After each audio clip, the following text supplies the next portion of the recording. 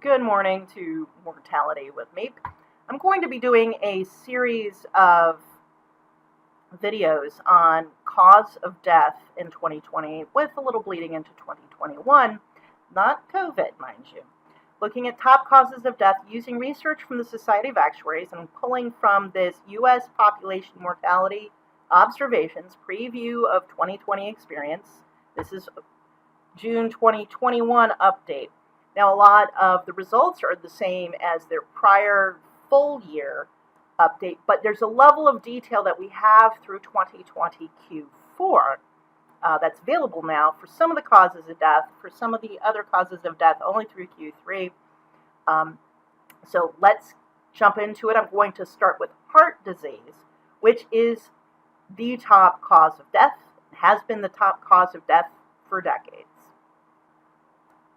I'm going to start with Table 3, which has to do with the 2020 versus 2019 age-adjusted mortality rate. Now, I'm not going to explain right in this video about how one calculates age-adjusted mortality rate, but I'm going to tell you a little bit of how you interpret this. An age-adjusted mortality rate is using a weighted average of death rates over ages. And you use the same set of weights for the same groupings of ages, so you can compare multiple years. Now, when it's 2 consecutive years and there's not a large change in the age structure of the population, you can basically just do a number of deaths to number of deaths comparison. That said, when you want to do long-term comparisons, you have to do something like an age-adjusted death rate. Otherwise, you are going to see a bias that comes from, for example, the aging of the U.S. population. We are surviving to older ages.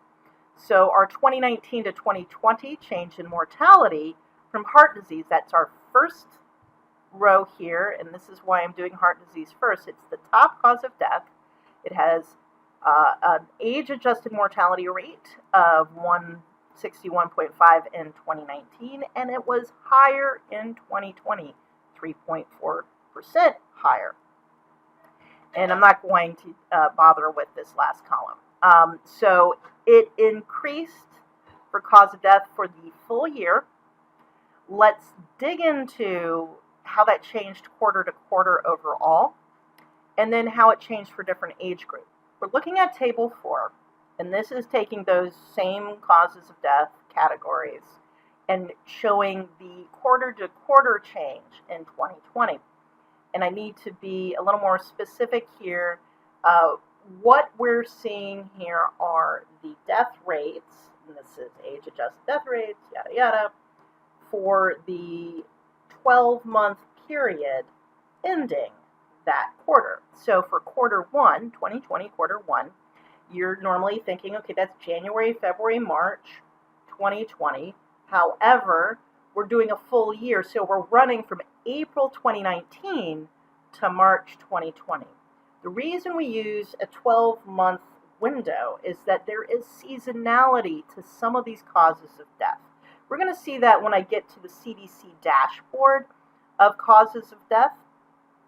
Because they're showing weekly deaths versus the quarterly deaths that we're looking at here. Okay, so if we look at quarter to quarter, and this is going to be the quarter over quarter change, so this minus 0.4% is I'm taking that period, April 2019 to March 2020, taking that death rate, and comparing it to basically the full year 2019, so January 2019 to December 2019. So we're going from 2019 Q4 to 2020 Q1. Okay, so that we're have the sliding 12 months that we're looking every time that we're showing a percentage change. We have a quarter that's dropping off and a quarter coming on. So we have the 2020 Q1 coming on and 2019 Q1 dropping off, and we saw death rate went down. Great. That has been the long-term trend. But if we look at Q2, Q3, Q4, we're seeing increases, 1.2%, 1.6%, 1.0% increases quarter to quarter. And then, as you remember, for the full year 2020 compared to full year 2019, that's a 3.4% increase. You know, these don't add up. I'm not going to explain percentages, guys. So let's actually take a look at how this has changed by age group. We're going to be seeing this for each of the major causes of death, of how this breaks out by age group, because how it changes by age group is what really has the effect on our final statistics.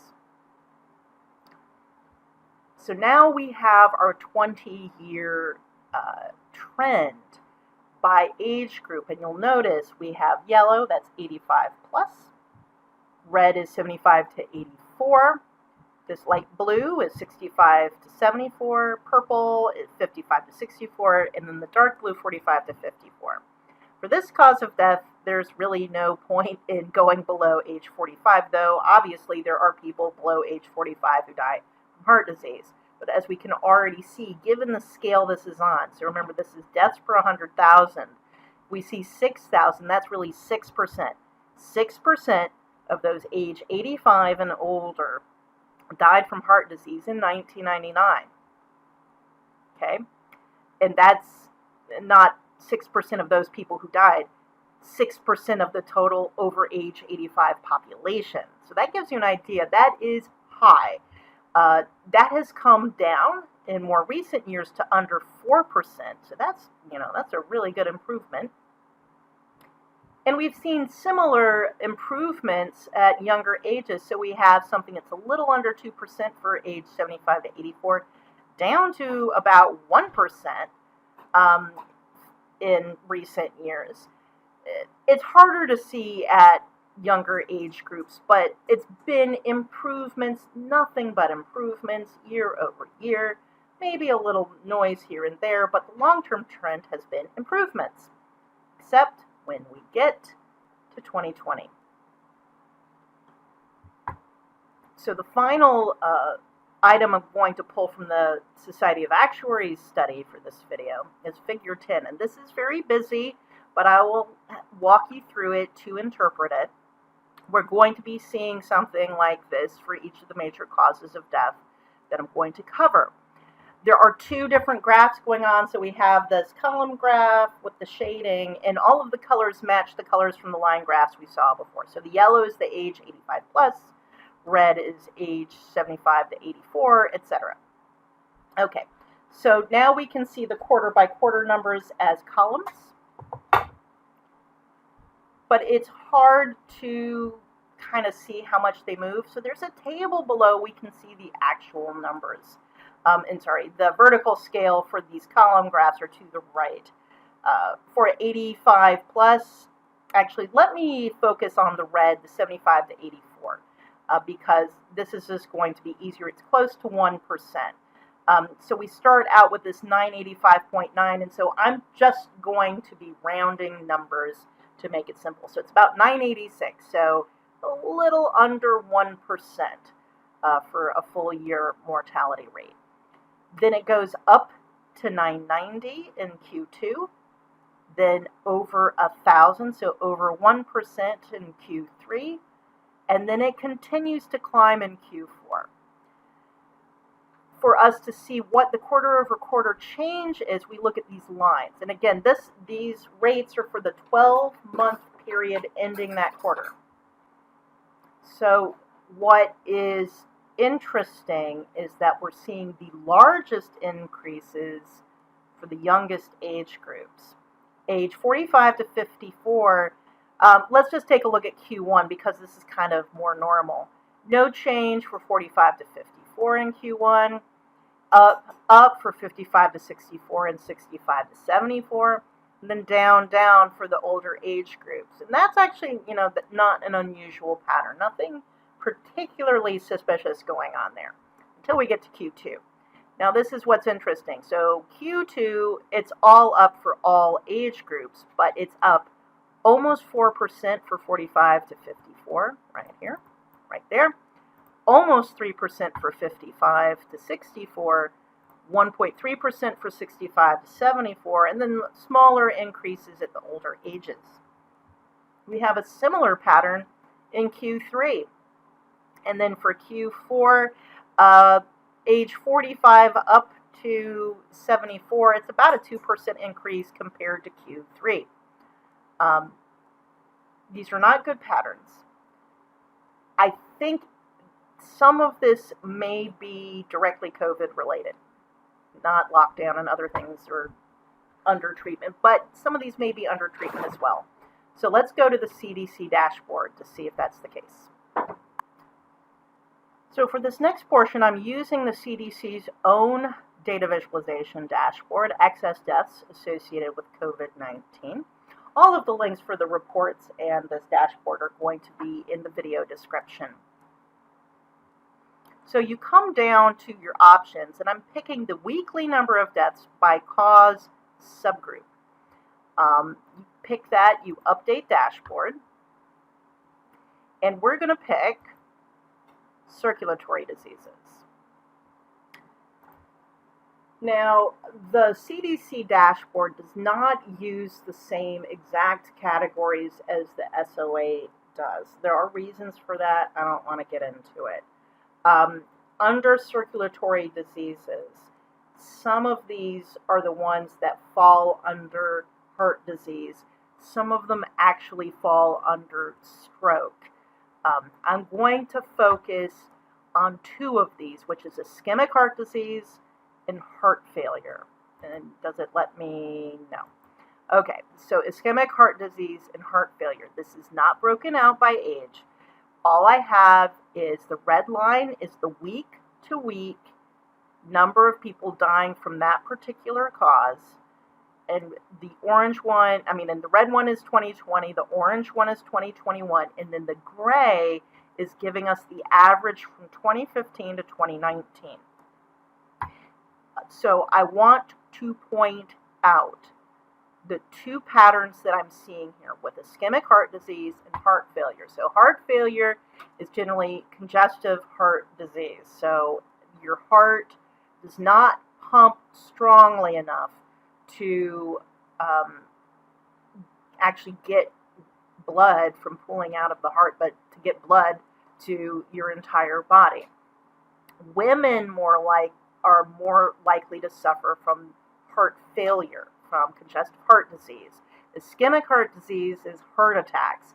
Men are more likely to die from that. And I want to point out the particular pattern we're seeing, that there's this spike, and that's around April 2020. That's the same time the COVID death spike occurred. Then we have a little bit elevated in the summer, and it came up. Another thing I want to point out to you, ischemic heart disease or heart attacks have a strong seasonal component.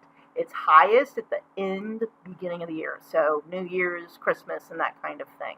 And it's lowest in the middle of summer. This has been the case for a very long time. There are other causes of disease that are like that. Notice that heart failure is mostly flat.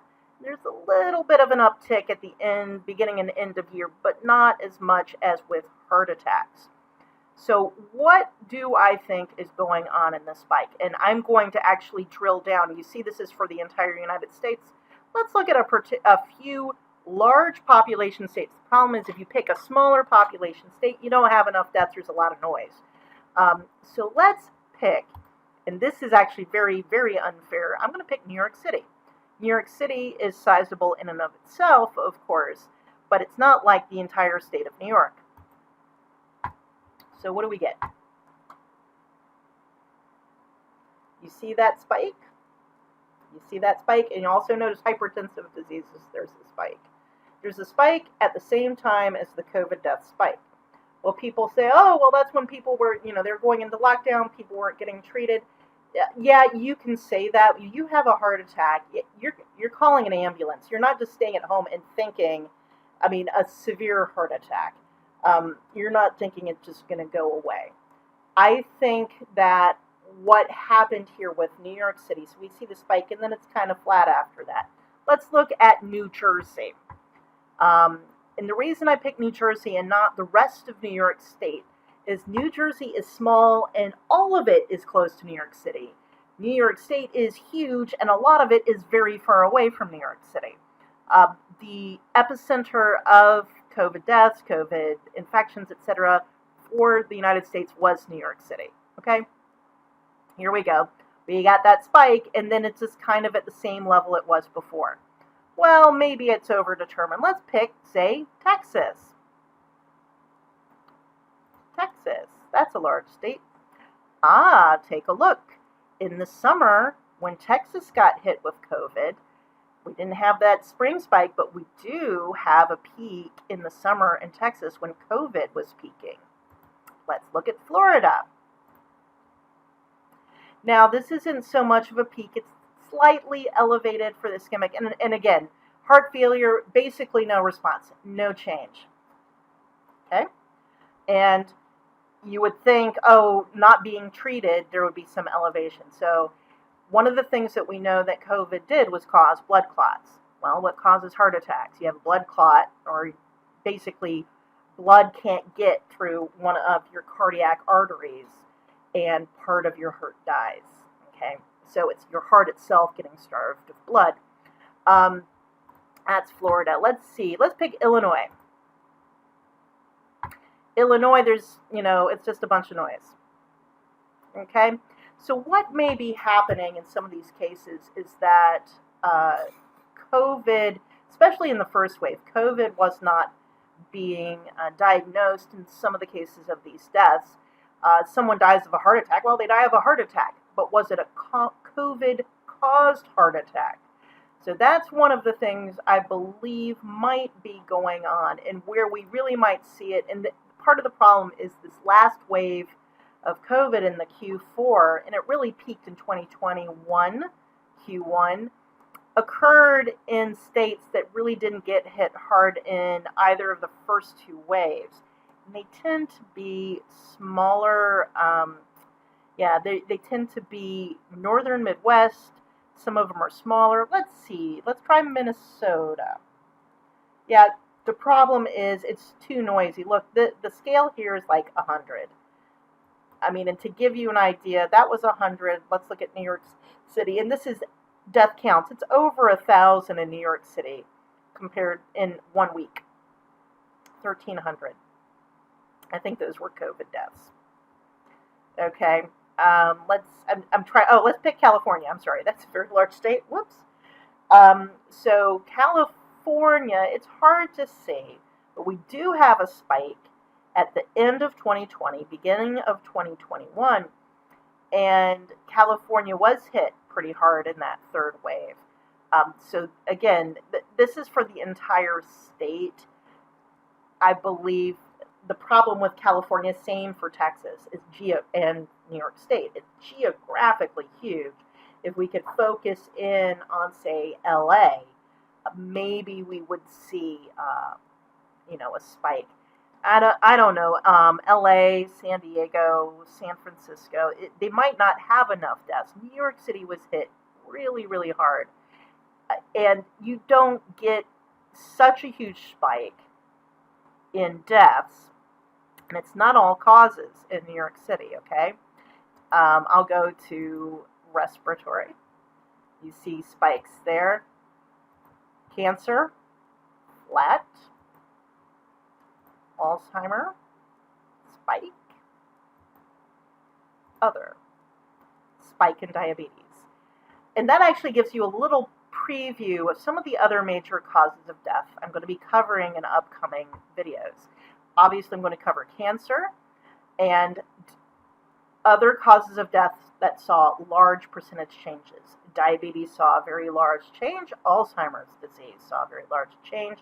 And then there's one set of what are called external causes: murder, suicide, accidental causes of death. Unfortunately, none of those are on this dashboard. But we will be getting the data for those as time goes on. So, see y'all.